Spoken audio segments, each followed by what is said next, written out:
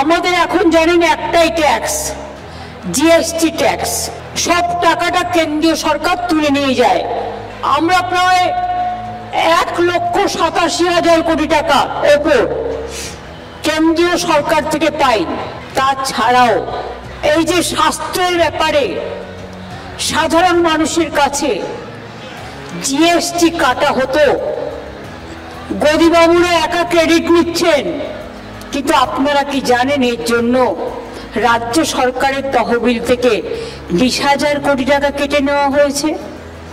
অর্থাৎ জিএসটিতে যে টাকাটা আমরা পেতাম সেই টাকাটাও কেটে নেওয়া হয়েছে। বলুন বাকি কি আছে? সবই তো দখল করছো। সারা ভারতবর্ষ দখল করে লজ্জা হয় না?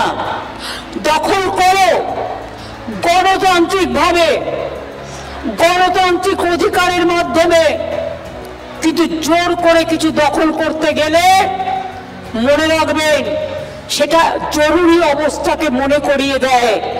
এবং জরুরি অবস্থা যদি আপনারা জারি করতে চান সারা ভারতবর্ষে, তাহলে মনে রাখবেন মানুষ কিন্তু আপনাদের ক্ষমা করবে না। আজকে ক্ষমতায় আছেন, কাল দিল্লিতে ক্ষমতায় থাকবেন না।